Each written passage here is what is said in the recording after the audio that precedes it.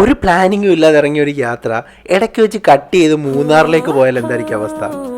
അങ്ങനെ ഒരു സ്റ്റോറിയാണ് ഇന്ന് നമ്മുടെ വ്ലോഗിലുള്ളത്. ഒരു മൂന്നാർ യാത്ര.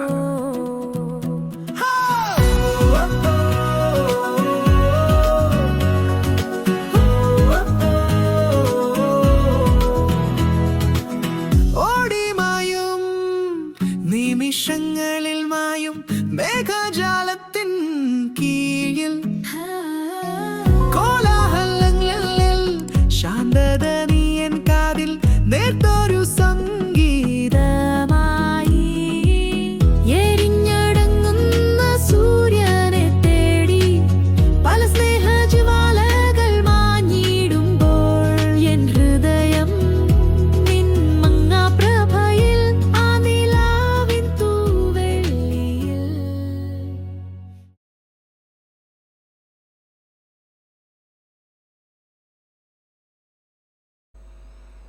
നമ്മളിന്ന് കൊച്ചിക്ക് ഇറങ്ങിയതാണ്. പക്ഷേ കൊച്ചിയിലേക്കുള്ള വർക്കുകൾ ഒരു 3 ദിവസം ഡിലേ ആയി.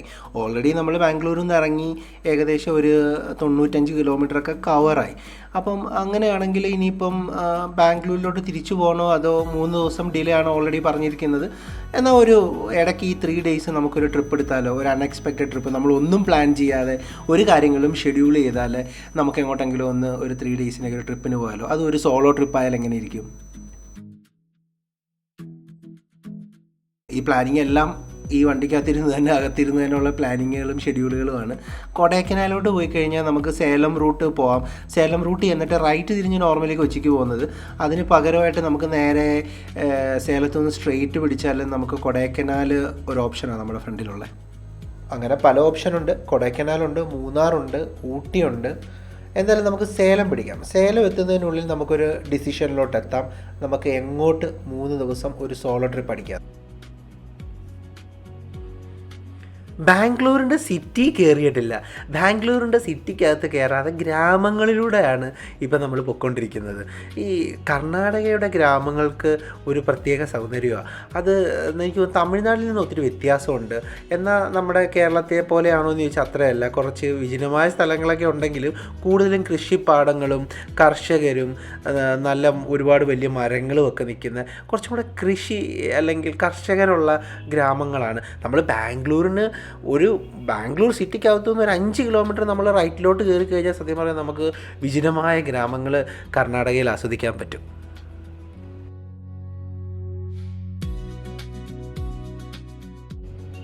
ഗ്രാമങ്ങളിലൂടെ പോകുമ്പോൾ മാത്രം നമുക്ക് കാണാൻ കഴിയുന്നത് ഇതുപോലെ വലിയ പാടങ്ങൾക്ക് നടുവിലൂടെയുള്ള ബണ്ട് കെട്ടിയതുപോലെയുള്ള റോഡുകൾ. ഇതിൻ്റെ അകത്തൂടെ ഒരു റിസ്ക് പിടിച്ച യാത്ര തന്നെയാണ്.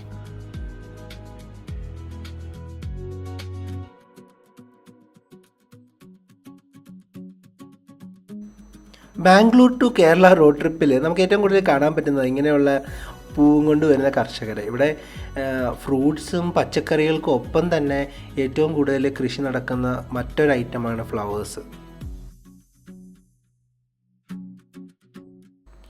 ആ ഫ്ലവേഴ്സിൻ്റെ ഒരു നല്ലൊരു ഭാഗം ആഭ്യന്തര വിപണിയിൽ തന്നെ പോകുന്നു എന്ന് പറയുന്നതാണ് കർണാടകയിലെ ഏറ്റവും വലിയൊരു സ്പെഷ്യാലിറ്റി.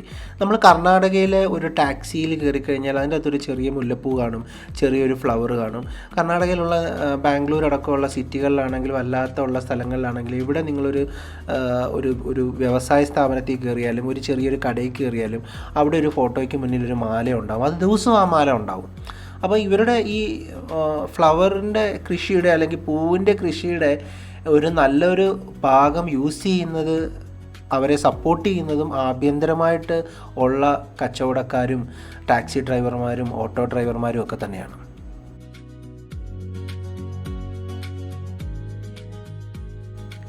ഇവിടെ ഞാനൊരു വണ്ടി ഒതുക്കി. കാരണം വെച്ചാൽ കർണാടകയുടെ ഒരു ആക്ച്വൽ ഒരു വ്യൂ നമുക്ക് ഇവിടുന്ന് കാണാൻ പറ്റും. അതിൽ കണ്ടോ ഈ പാടങ്ങളും ഗ്രാമങ്ങളും അതിൻ്റെ പിന്നിലായിട്ടുള്ള മൗണ്ടൻസും ഈ ക്ലൈമറ്റും എല്ലാം ഒരു കർണാടകയെ നമുക്കിവിടെ നിന്ന് ഒരു മിനി കർണാടകയെ നമുക്കിവിടെ നിന്ന് മനസ്സിലാക്കാൻ പറ്റും.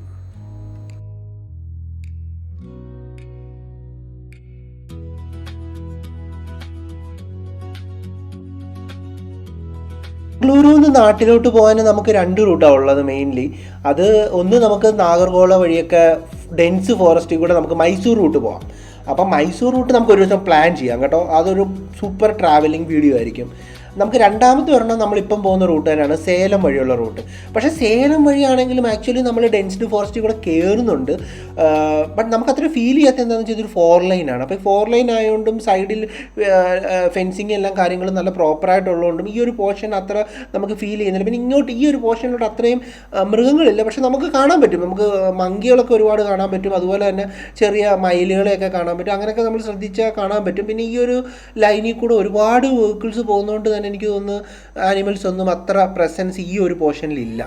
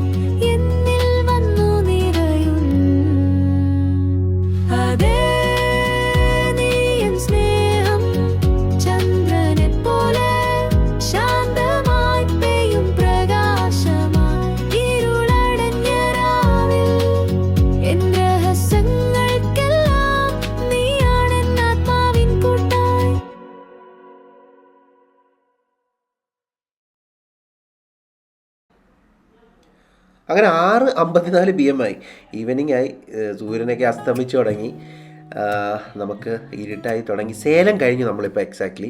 അപ്പം സേലം കഴിഞ്ഞ് നമ്മൾ നേരെയുള്ള റൂട്ടിൽ തന്നെ പോവുകയാണ്.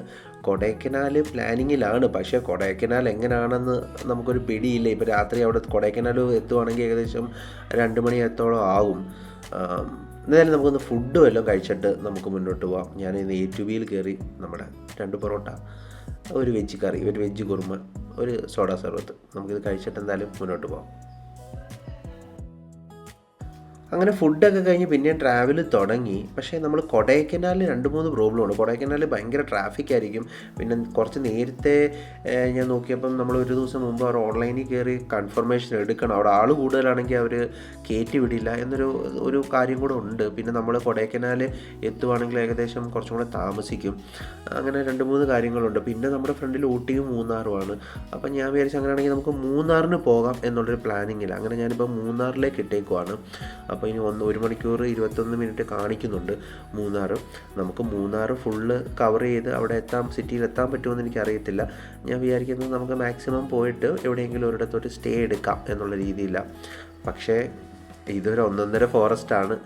മൂന്നാറിലോട്ടുള്ള ഡ്രൈവ് ഈ ഇരുട്ടത്ത് നിങ്ങൾക്ക് എല്ലാം മനസ്സിലാവുമല്ലോ, ഇരുട്ടത്ത് നല്ല ഒരു സ്കേറി ഡ്രൈവ് തന്നെയാണ്. ശരിക്കും സൂക്ഷിച്ച് തന്നെ വണ്ടി ഓടിക്കുന്നത്, അല്ലെങ്കിൽ അത്ര ഇരുട്ടാണ്, ഒന്നും കാണാൻ പറ്റില്ല. എനിക്ക് തോന്നുന്നത് നല്ല വ്യൂസ് ഉണ്ടെന്നാണ് തോന്നുന്നത് സൈഡിലൊക്കെ, പക്ഷെ ഒന്നും കാണാൻ പറ്റത്തില്ല. പക്ഷേ ഈ നൈറ്റ് ഡ്രൈവിൻ്റെ ഒരു ത്രില്ലുണ്ടല്ലോ, ആ ത്രില്ലെല്ലാം നമുക്ക് കിട്ടുന്ന ഒരു അടിപൊളി ഡ്രൈവാണ്. പക്ഷെ സൂക്ഷിച്ചു പോകണം എന്നുള്ള കാര്യം മാത്രമാണ് ഈ ഒരു സെഗ്മെൻറ്റിലുള്ളത്. ഇനി ആനയോ കാര്യങ്ങളൊക്കെ ഈ റൂട്ടിലുണ്ടെന്നാണ് മനസ്സിലാക്കാൻ പറ്റുന്നത്. ചിലയിടത്തൊക്കെ ബോർഡ് ഇരിപ്പുണ്ട്, ആനത്താരി ഉണ്ട് എന്നുള്ള രീതിയിലൊക്കെ. എന്തായാലും നമുക്ക് മാക്സിമം ഫ്രണ്ടിലോട്ട് പോകാം. ഇടയ്ക്ക് ആരോടെങ്കിലും ഒന്ന് ചോദിക്കാം എന്നുള്ളൊരു പ്ലാനിങ്ങിൽ, ഇടയ്ക്ക് ചെക്ക് പോസ്റ്റ് വല്ലതും വരുവാണെങ്കിൽ ഒന്ന് ചോദിക്കാം എന്നുള്ള രീതിയിൽ ഞാനിരിക്കുക.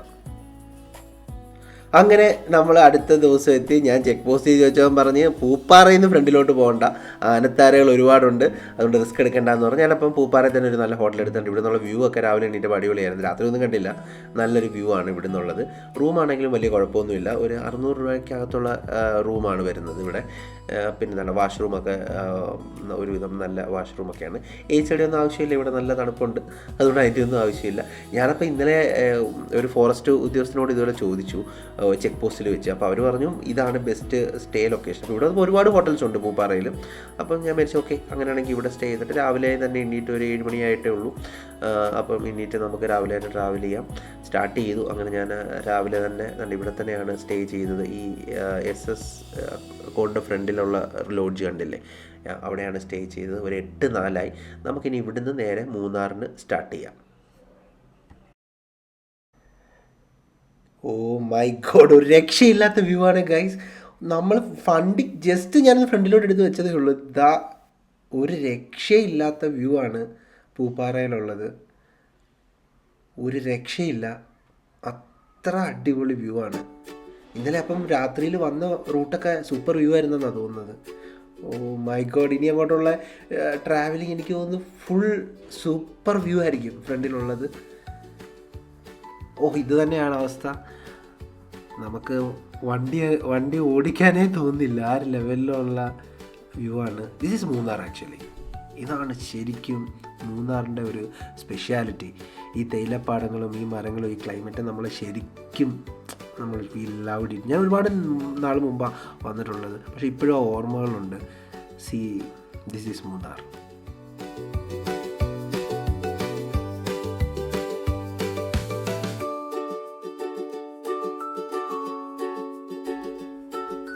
കേരളത്തിലെ ഇടുക്കി ജില്ലയിലാണ് ആക്ച്വലി മൂന്നാർ സ്ഥിതി ചെയ്യുന്നത്.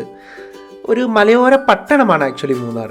തേയിലത്തോട്ടങ്ങൾ, മനോഹരമായ വെള്ളച്ചാട്ടങ്ങൾ, തണുത്ത കാലാവസ്ഥ എന്നിവയാണ് മൂന്നാറിൽ സഞ്ചാരികളെ കൂടുതൽ ആകർഷിക്കുന്ന കാര്യങ്ങൾ.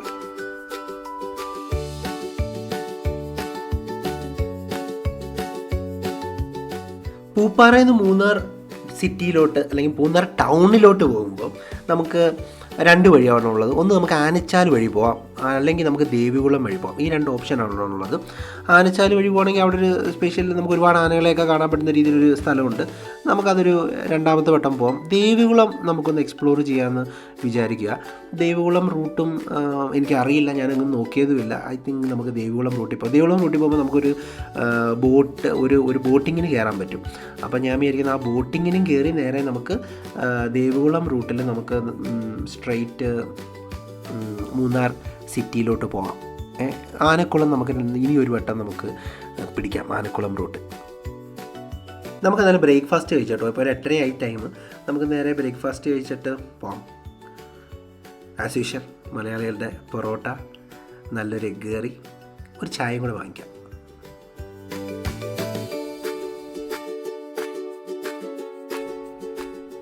നല്ല ബ്രേക്ക്ഫാസ്റ്റ് ആയിരുന്നു, നല്ല പൊറോട്ടയായിരുന്നു, നല്ല ഫ്രഷ് പൊറോട്ടയായിരുന്നു. ചായയും മുട്ടക്കറിയും കൂടെ സൂപ്പറായിരുന്നു. ഇവിടെ നിന്നിട്ടാണെങ്കിലും വണ്ടി ഇവിടെ എൻ്റെ ഫ്രണ്ടിൽ കൂടെയുള്ള വ്യൂവും ഒരു രക്ഷയില്ല. ഇന്ന് നമ്മൾ സീനറി ഇട്ടിട്ട് ക്ലിക്കടിച്ച് നമ്മുടെ ആപ്പീസ് കൂട്ടുമെന്ന് എനിക്ക് തോന്നുന്നത്.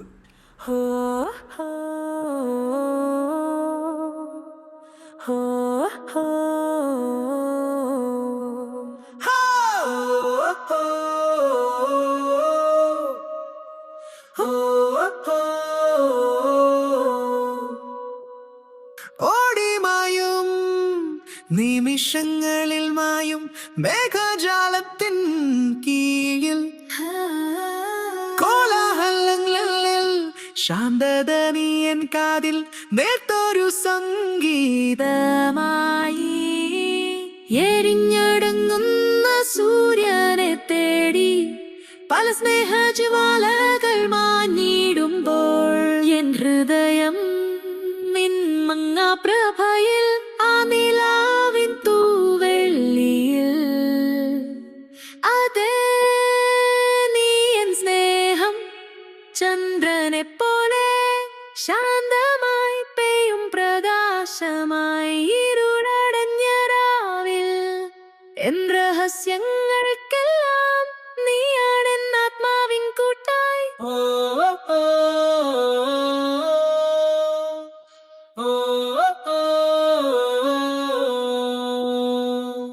ഒരു വാക്കിലും പറയാതെ അറിയുന്നു ഞാൻ നിന്നുള്ളിൻ്റെ ആഴങ്ങളും. നിൻ ഹൃദയം ഈ നിലാവു പോലെ എന്നിൽ വന്നു നിറയും. അതേ നീ എൻ സ്നേഹം ചന്ദ്രനെ പോലെ ശാന്തമായി പെയ്യും പ്രകാശമായി ഇരുളടഞ്ഞ രാവിൽ എൻ രഹസ്യങ്ങൾക്കെല്ലാം നീയാണെൻ ആത്മാവിൻ കൂട്ടായി.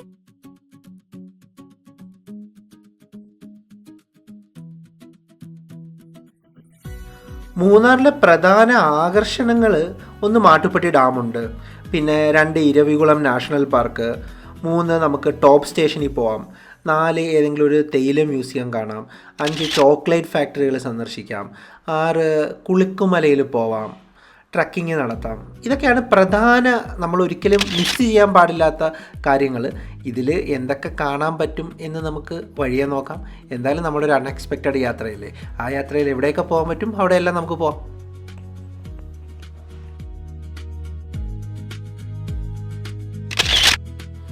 നമ്മളിന്ന് പ്ലാൻ ചെയ്തുകൊണ്ട് തന്നെ നേരെ നമ്മൾ ടോപ്പ് സ്റ്റേഷനിലോട്ടാണ് പോകുന്നത്. അത് മൂന്നാർ സിറ്റിയിലെത്തി അവിടുന്ന് ടോപ്പ് സ്റ്റേഷനിലോട്ടാണ് പോകുന്നത്. അപ്പോൾ മൂന്നാർ സിറ്റിയിലോട്ട് നമ്മൾ പോകാൻ നമുക്ക് 2 വഴിയുണ്ട്.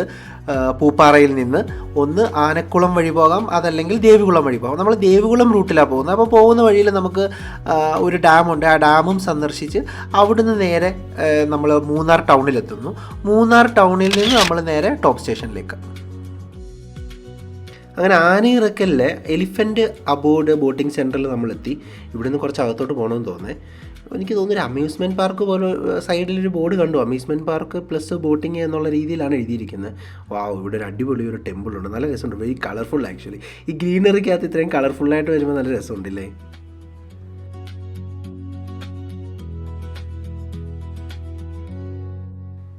ഞാനിവിടെ ഒന്ന് നിർത്തി ഗൈസ്. ആ പോകുന്ന പോക്കിൽ ഒരു രക്ഷയില്ല. ഇതെന്താ ഇത്, ഇവിടെയാണെന്ന് തോന്നുന്നു, ഇതാണ് ഡാമാന്ന് തോന്നുന്നു. അപ്പോൾ ഇവിടെയാണ് ബോട്ടിങ്, അതിൻ്റെ ഒരു കൈവഴിയാന്ന് തോന്നുന്നു. പക്ഷേ ഇതൊരു രക്ഷയില്ല കേട്ടോ. വാട്ട് എ ഫ്രെയിം യാർ.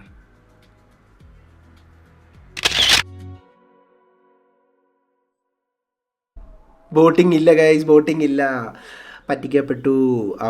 അവിടുന്ന് കുറച്ച് ഇങ്ങോട്ട് വരാനുണ്ട്, ഒരു 200 മീറ്റർ വരാനുണ്ട്. പക്ഷേ കാഴ്ചകളുണ്ട്, കുഴപ്പമില്ല. പക്ഷേ ഇവിടെ വന്നപ്പോൾ ഇവിടെ എല്ലാം അടച്ചുപൂട്ടി കിടക്കുന്ന ലെവലാണ്.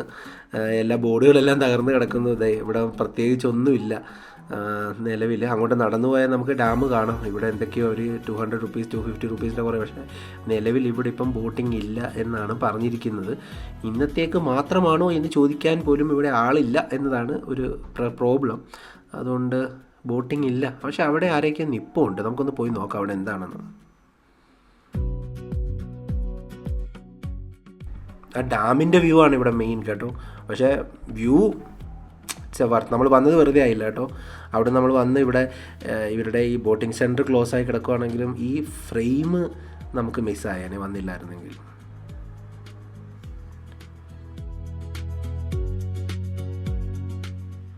ഇവിടെ CRPFൻ്റെ ആണെന്ന് തോന്നുന്നു, എന്തോ ഒരു പരിശീലനം ട്രെയിനിങ്ങോ എന്തോ പരിപാടി നടക്കുന്നുണ്ട്. അപ്പോൾ അതിനുള്ള ബോട്ടുകളൊക്കെയാണ് ഇവിടെ കിടക്കുന്നത്.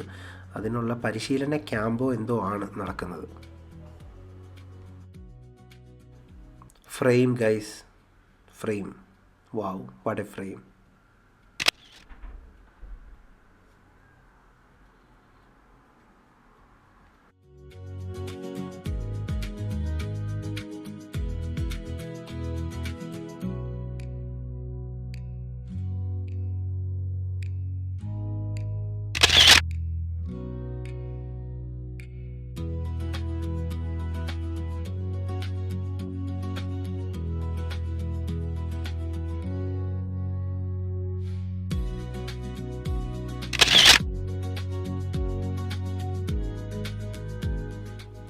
നമുക്കപ്പോൾ നമ്മുടെ ട്രാവൽ സ്റ്റാർട്ട് ചെയ്യാം. 9:33 ആയി. നമുക്കിനി നേരെ ഇവിടുന്ന് വീണ്ടും ദേവികുളം റൂട്ടിൽ മൂന്നാർ സിറ്റിയിലേക്ക് പോവാം. അപ്പോൾ ഓക്കെ. ബോട്ടിംഗ് ഇല്ലായിരുന്നെങ്കിലും നടന്നു പോയത് വന്നതും വെറുതെ ആയില്ല. നല്ല വ്യൂ ആയിരുന്നു. സ്പെഷ്യലി ആ ഡാമിൽ നിന്നുള്ള വ്യൂ നമുക്ക് മറക്കാൻ കഴിയാത്ത നല്ല ഫ്രെയിംസ് നൽകുന്ന വ്യൂ ആയിരുന്നു കേട്ടോ. അപ്പോൾ ഓക്കെ, നമുക്ക് നമ്മുടെ ട്രാവൽ സ്റ്റാർട്ട് ചെയ്യാം. ഇവിടെ വണ്ടി ഡ്രൈവ് ചെയ്യാൻ തോന്നില്ല, എല്ലായിടും ഒതുക്കി നിന്ന് ഫോട്ടോയും വീഡിയോസും എടുക്കാൻ മാത്രമേ നമുക്ക് തോന്നത്തുള്ളൂ കേട്ടോ.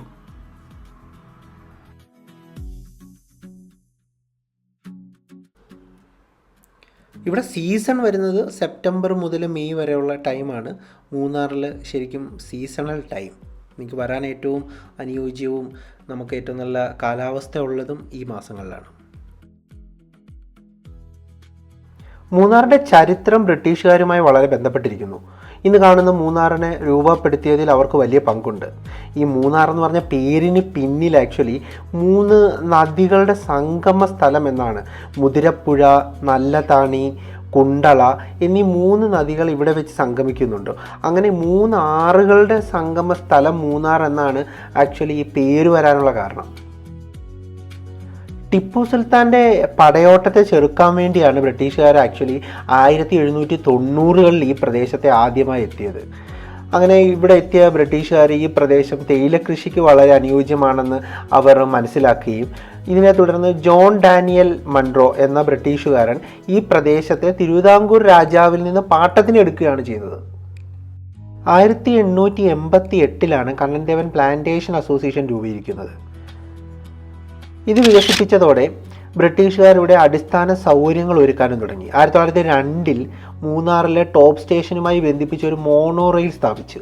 പിന്നെ 1906 പെരിയ കനാൽ പവർ ഹൗസിൽ ജലവൈദ്യുതി നിലയവും സ്ഥാപിച്ചത് ബ്രിട്ടീഷുകാരാണ്. അവളങ്ങനെ അവർക്ക് പ്രിയപ്പെട്ടവളായി മാറി. അങ്ങനെ മൂന്നാർ ഇന്ന് കാണുന്ന രീതിയിലേക്ക് വളരുകയായിരുന്നു.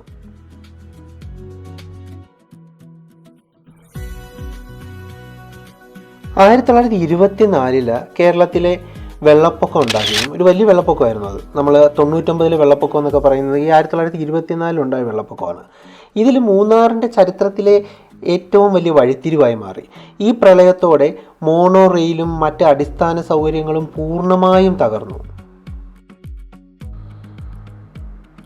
പിന്നീട് അവർ അതിനെ പൂർണ്ണമായും പുനരുദ്ധീകരിക്കാനുള്ള വർക്കുകളൊന്നും കൂടുതലായി നടത്തിയില്ല.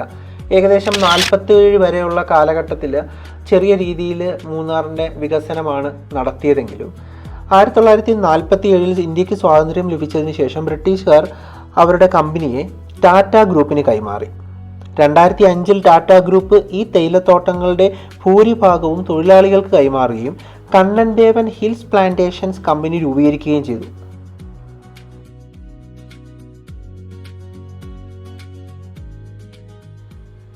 എന്തായാലും ഇവിടെ നമുക്കൊന്ന് ഇറങ്ങി ഒരു ചെറിയ നടത്തം നടന്നാൽ അതിൻ്റെ ഒരു സൗന്ദര്യം വേറെയാണ്. നമുക്കെന്തായാലും അവിടെ വരെ ഒന്ന് നടന്നിട്ട് വരാം. വളരെ മനോഹരമായ കാലാവസ്ഥയാണ്. വെയിലുണ്ട്, പക്ഷെ ചൂടില്ല. നല്ല കാലാവസ്ഥ. ഈ കാലാവസ്ഥയിൽ ഇങ്ങനെ നടക്കുമ്പോൾ ഒന്ന് ആലോചിച്ച് നോക്കിയാൽ ഒരു കാലത്ത് ബ്രിട്ടീഷുകാർ അടക്കി വാണിരുന്ന സൂര്യൻ അസ്തമിക്കാത്ത സാമ്രാജ്യത്തിൻ്റെ അവരുടെ പ്രധാന കേന്ദ്രങ്ങളിലൊന്നായിരുന്നു മൂന്നാർ. പക്ഷെ ഇന്ന് അങ്ങനെയല്ല. ഇന്ന് ഇത് മൂന്നാർ എന്ന് പറയുന്നത് ഒരു ടൂറിസം പ്ലേസാണ്. ലോകത്തിലെ തന്നെ ടോപ്പ് ടൂറിസം ഡെസ്റ്റിനേഷനുകളിൽ ഒന്നായി മൂന്നാർ മാറി. പ്രധാനമായി ഈ തേയിലത്തോട്ടങ്ങളുടെ സൗന്ദര്യവും പിന്നെ ഇവിടുത്തെ കാലാവസ്ഥ, അതിനൊപ്പം തന്നെ നീലക്കുറിഞ്ഞിയുടെ കാലം, ഇതൊക്കെയാണ് ഇവിടെ വ്യത്യസ്തമാക്കുന്നത് മൂന്നാറിനെ.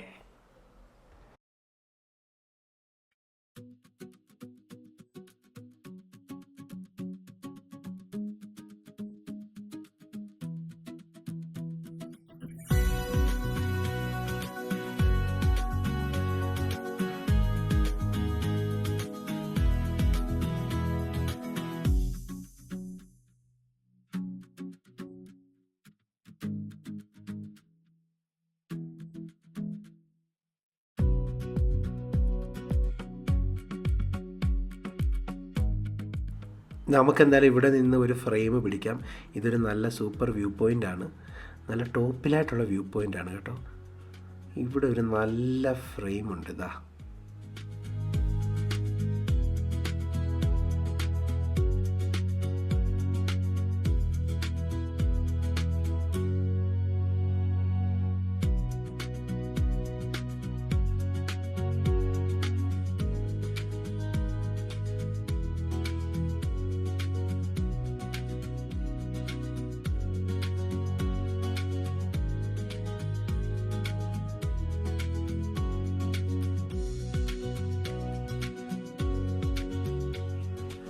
വളരെ അപ്രതീക്ഷിതമായി പോയി ഈ വെള്ളച്ചാട്ടം. ഞാൻ ശ്രദ്ധിച്ചില്ല മാപ്പിൽ. ആക്ച്വലി വളവ് തിരിഞ്ഞു വന്നപ്പോൾ ഉണ്ടല്ലോ ഒരു രക്ഷയില്ലാത്ത ഒരു വെള്ളച്ചാട്ടം. Oh my God, super. നമുക്ക് അടുത്തോട്ട് ചെല്ലാം.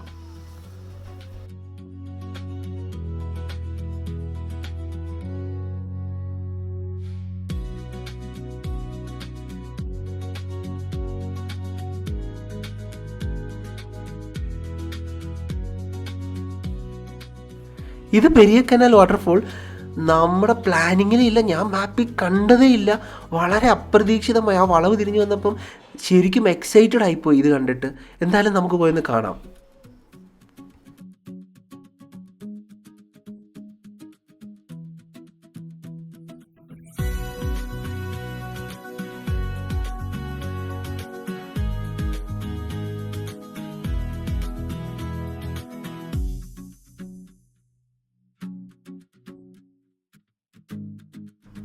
ഇവിടെ മറ്റൊരു എക്സൈറ്റ്മെൻറ്റ് കിടക്കുന്നുണ്ടോ, ഒരു KSRTC. അത് ഡബിൾ ഡക്കറിൻ്റെ മേളിലത്തെ റൂഫൊക്കെ ഫുള്ള് ഗ്ലാസ്സാണ്. മൈ ഗോഡ്, നമ്മുടെ KSRTC ആണ് ഈ കിടക്കുന്നത്. എന്ത് അടിപൊളിയാണെന്നറിയാമോ. വാട്ട് എ ഡിസൈനാണ് ഈ സാധനം കിടന്നത്. ഞാൻ അന്വേഷിച്ചു, ഇത് മൂന്നാറിൽ നിന്നാണ് വരുന്നത്. ഇതിൻ്റെ മുകൾ വശമൊക്കെ കണ്ടില്ലേ, ഫുള്ള് ഗ്ലാസ്ഡാണ്. ആ മനുഷ്യനെ ഒന്ന് സമ്മതിക്കണം കേട്ടോ, ഈ KSRTCയിൽ ഇപ്പോഴത്തെ മന്ത്രിയെ.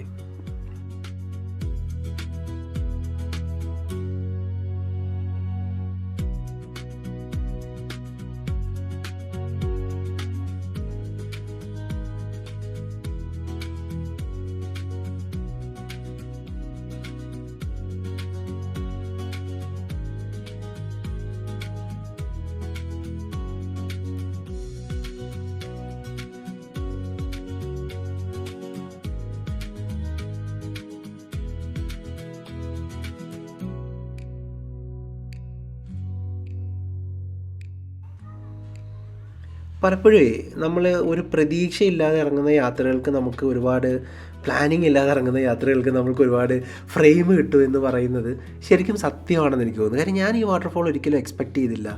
നമ്മൾ അവിടുന്ന് ബോട്ടിങ് കയറാൻ പറ്റില്ല, എന്നാൽ പിന്നെ നേരെ, പക്ഷേ നല്ല ഫ്രെയിമൊക്കെ ആയിരുന്നു അവിടെ. നേരെ നമുക്കിനി മൂന്നാർ സിറ്റിയിലോട്ട് പോകാം. പക്ഷേ വരുന്ന വഴിയിൽ നല്ല വ്യൂ ആയതുകൊണ്ട് നല്ല ഹാപ്പി ആയോ, എന്തായാലും ഈ റൂട്ട് വന്നത് നന്നായി എന്ന് പ്രതീക്ഷിച്ച് വരികയായിരുന്നു. പക്ഷേ ഗൈസ്, ഈ വാട്ടർഫോൾ അടിപൊളിയായിരുന്നു. അതിനൊപ്പം ആ KSRTC ഒരു സംഭവമല്ലേ, നമ്മുടെ പറയാതിരിക്കാൻ പറ്റത്തില്ല. നമ്മുടെ ഗണേഷ് കുമാർ ഉണ്ടല്ലോ, ഇപ്പോഴത്തെ മിനിസ്റ്റർ, പുള്ളി ഒരു സംഭവമാണല്ലേ, പുള്ളി ഒരു സംഭവമാണ്.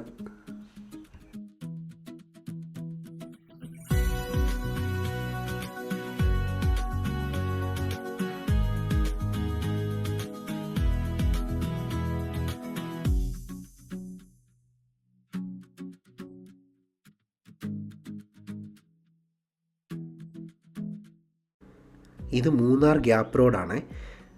ഇത് നല്ല രസമുണ്ട്. ഇത് ഭയങ്കര ഫേമസ് ആയിട്ടുള്ള സ്ഥലമാണ് മൂന്നാർ ഗ്യാപ്പ് റോഡ്. ഇപ്പം എനിക്ക് തോന്നുന്നു കേരളത്തിലോട്ട് ഓൾറെഡി കേരളത്തിൻ്റെ ടെറൈനിലോട്ട് കയറി തുടങ്ങുവാണ് മൂന്നാർ ഗ്യാപ്പ് റോഡ് മുതൽ വരുമ്പം. ദേവികുളം പഞ്ചായത്തിൻ്റെ അണ്ടറിലാണെന്നാണ് എനിക്ക് തോന്നുന്നത്. വേറെ എന്തെങ്കിലും ഇതിനെക്കുറിച്ച് ഇൻഫർമേഷൻ ഉണ്ടെങ്കിൽ നിങ്ങൾ ഉറപ്പായിട്ടും കമൻറ്റ് ചെയ്യണേ.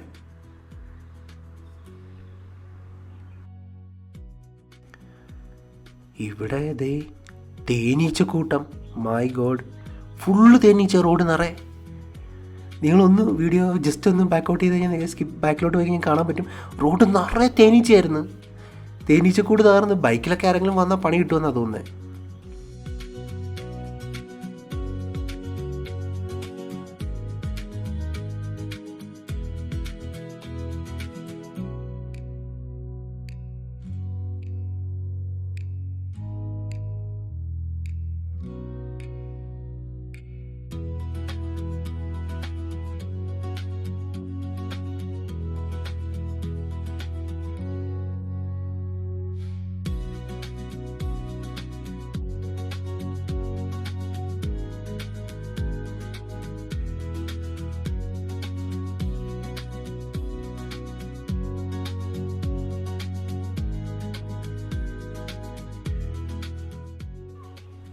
നമ്മളങ്ങനെ മൂന്നാർ സിറ്റിയിലെത്തി ഗൈസ്.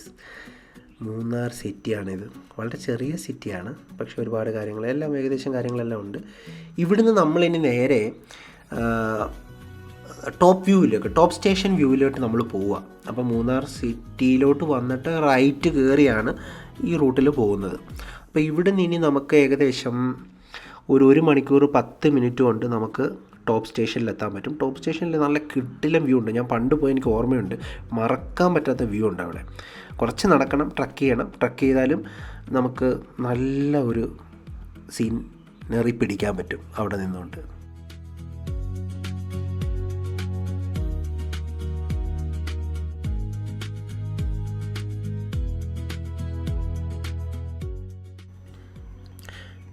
ഇത് നമ്മളുടെ മൂന്നാർ സിറ്റിയിൽ നിന്ന് നമ്മൾ ടോപ്പ് സ്റ്റേഷനിലോട്ട് പോകുന്ന വഴിയുള്ള ഒരു ചെറിയ വ്യൂ പോയിൻ്റാണ്. ഇവിടെ കുറച്ച് കുതിരകളും സവാരികളും ഒക്കെ ഉണ്ട്.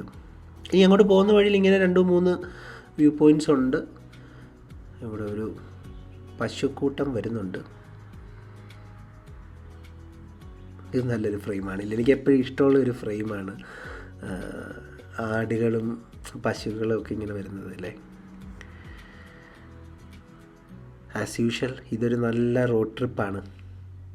സ്പെഷ്യലി മൂന്നാറല്ലേ, എവിടെ ഫ്രെയിം വെച്ചാലും വളരെ മനോഹരമാണ്.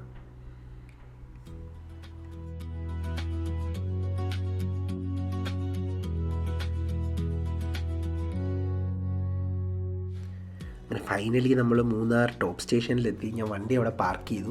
ഇവിടുന്ന് കുറച്ച് നമുക്ക് ട്രക്ക് ചെയ്യുന്നുണ്ട്. ഇവിടെ ഫുള്ള് ഇപ്പം കട, ഞാൻ നേരിട്ട് നമുക്കിങ്ങനെ കടകൾക്കും ഫുള്ള് കവേർഡായിട്ടുള്ള ഷോപ്പുകളല്ലായിരുന്നു കേട്ടോ. ഞാൻ ഒത്തിരി നാളായിരിക്കും, 5 വർഷം മുമ്പെങ്കിലും വന്നിട്ടുള്ളതായിരിക്കും. അപ്പം പക്ഷേ ഇപ്പം കണ്ടോ, ഇപ്പോൾ ഫുള്ള് കവേർഡായിട്ടാണ്. എനിക്കൊന്ന് അങ്ങ് വരെ നടക്കുന്ന അങ്ങറ്റം വരെ ഉണ്ടെന്ന് തോന്നി ഇപ്പോഴൊരു ഷോപ്പുകൾ. പക്ഷേ നല്ല രസമുണ്ട് കേട്ടോ. ആൻഡ് നമുക്ക് വെയിലടിക്കത്തുമില്ല. That is good.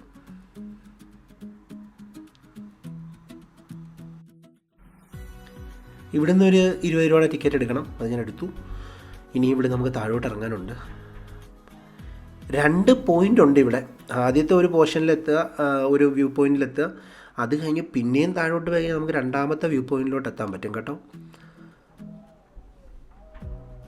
പക്ഷെ തിരിച്ച് കയറുന്ന കാര്യം ഒരു 1.5 പ്രോബ്ലമാണ്. വാവ്, അങ്ങോട്ട് ഇറങ്ങുന്ന വഴി തന്നെ നല്ല വ്യൂ ആണ്. അറ്റത്തെത്തുമ്പം, ആദ്യത്തെ വ്യൂ പോയിൻറ്റിലെത്തുമ്പം തന്നെ സൂപ്പറാണ്.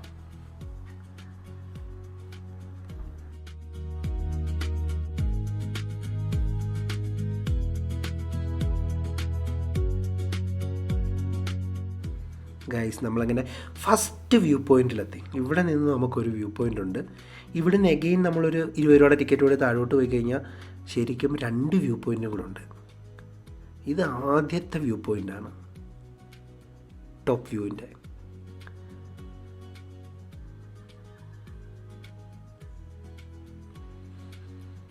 ഞാൻ 2ാമത്തെ ടിക്കറ്റ് എടുത്ത് താഴോട്ട് ഇറങ്ങിയാൽ 2 വ്യൂ പോയിൻ്റ് ആണ്. അത് കഴിഞ്ഞ് പിന്നെയും പോകണം. നിങ്ങൾക്ക് കാണാൻ പറ്റുന്നില്ല, റൈറ്റ് സൈഡിൽ അങ്ങനെ അറ്റത്തായിട്ട് കാണുന്നില്ല. അതാണ് 2ാമത്തെ വ്യൂ പോയിൻ്റ്. അങ്ങോട്ട് ഇറങ്ങിയാൽ പക്ഷേ നമുക്ക് തിരിച്ച് കയറൽ ഇന്ന് നടക്കുമെന്ന് എനിക്ക് തോന്നുന്നില്ല. പക്ഷേ ഇവിടെ നിന്ന് നമുക്ക് വി ക്യാൻ എൻജോയ്. ഇത് 2ാമത്തെ view point is good actually.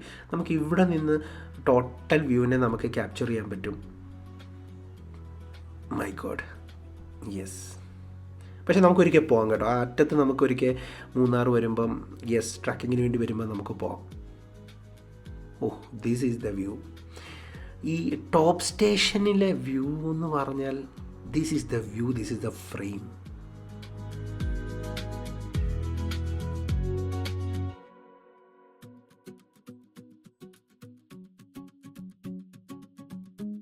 മൂന്നാമത്തെ വ്യൂ പോയിന്റ് കണ്ടോ? ഇവിടെ ഞാൻ സൂം ചെയ്താൽ നിങ്ങൾക്ക് കാണാൻ പറ്റും. കണ്ടോ, ആ മരത്തിൻ്റെ ബാക്കിലായിട്ടാണ് 3ാമത്തെ വ്യൂ പോയിന്റ് വരുന്നത്. ഇവിടുന്ന് എങ്ങനെ പോയാലും ഒരു 2 കിലോമീറ്റർ താഴത്തേക്ക് വരണം. താഴത്തേക്ക് ഇറങ്ങുന്നതിൻ്റെ അല്ല പ്രശ്നം, തിരിച്ച് കയറുന്നത് ചടങ്ങായിരിക്കും. പക്ഷേ എനിക്കൊരു ഇൻഫർമേഷൻ കിട്ടി ഇവിടെ എത്തിയപ്പം. ഇതിൻ്റെ ഓപ്പോസിറ്റ് കാണുന്ന പോർഷൻ കണ്ടോ, അതിൻ്റെ അകത്ത് കുളുക്കുമലയുണ്ട്. അപ്പം നമുക്ക് മൂന്നാർ ടൗണിൽ നിന്ന് നമുക്ക് കുളുക്കുമലയ്ക്ക് ജീപ്പ് കിട്ടുമെന്നാണ് പറയുന്നത്. അപ്പോൾ അടിപൊളി ഒരു ജീപ്പ് സവാരി വിത്ത് നമുക്ക് ഈ ടോപ്പ് വ്യൂ സ്റ്റേഷൻ്റെ ഓപ്പോസിറ്റ് മലയിൽ നമുക്ക് കുളുക്കുമലയിൽ നമുക്ക് ഇവിടുന്ന് പോകാൻ പറ്റും എന്ന് പറയുന്നു. അവിടെ നിന്നുകൊണ്ടും വളരെ ചെറുതായിട്ട് നമുക്ക് ഈ പോർഷൻ കാണാൻ പറ്റുമെന്ന് പറയുന്നുണ്ട്. എന്നാൽ പിന്നെ എന്തായാലും അൺഎക്സ്പെക്റ്റഡ് ട്രാവലാണ്. എന്നാൽ പിന്നെ നമുക്ക് കുളുക്കുമലയും കൂടെ എക്സ്പ്ലോർ ചെയ്തിട്ട് തന്നെ പോവാം.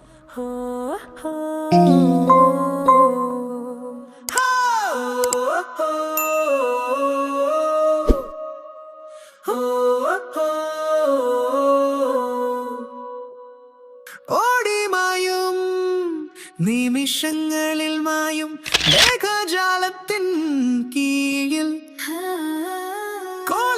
അപ്പോൾ അടുത്ത കുളുക്കുമല വീഡിയോ ആയിട്ട് കാണുന്നത് വരെ എല്ലാവർക്കും യാത്രകൾക്ക് ആശംസകൾ. സംഗീതമായി എരിഞ്ഞടങ്ങുന്ന സൂര്യനെ തേടി പല സ്നേഹജ്വാലകൾ മാഞ്ഞി